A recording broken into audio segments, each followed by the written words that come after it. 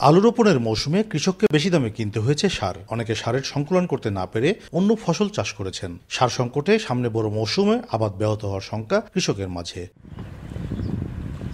জানা যায়, আমদানির জন্য অর্থ পরিশোধে ব্যর্থ হওয়ায় বেশ কয়েকটি বিদেশি প্রতিষ্ঠান সার সরবরাহ করেনি বলে অর্থ মন্ত্রণালয়কে জানিয়েছে কৃষি মন্ত্রণালয়। গুঞ্জন আছে, এর নেপথ্যে কলকাঠি নেড়েছেন কৃষি সচিব মোহাম্মদ এমদাদুল্লাহ মিয়ান, যিনি বঙ্গবন্ধু জন্মশতবার্ষিকী উদযাপন পরিষদের অন্যতম সমন্বয়ক ছিলেন।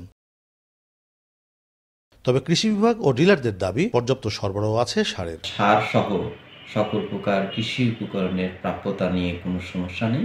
সকল প্রকার উপকরণ প্রাপ্তিতে কৃষকদের সহযোগিতা করে আসছে। বিএডিসির থেকে যে নন এরিয়াগুলো আমরা নিয়ে থাকি, বিএডিসির গুদামে ঘাটতি থাকার কারণে আমরা নিয়মিতভাবে পাচ্ছি না। এখানে অনেক সময় আমাদের ডিও কাটা আছে, কিন্তু মাল ডেলিভারি হচ্ছে না। মালটা নিতে 5 দিন 7 দিন দেরি হচ্ছে। যদি এইভাবে যদি বিএডিসির মালটা অনিয়মিত হয়ে যায়, তাহলে হয়তো একটা সংকট দেখা দিতে পারে।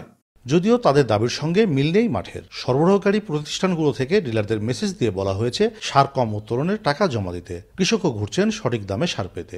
ডিএপি, পটাশ, সার বস্তাপতি 200, 250, 300 টাকার মধ্যে বেশি লাই লিলে সার দোকানের থেকে বাড়ায় 200 থেকে 250 টাকা বাড়তি।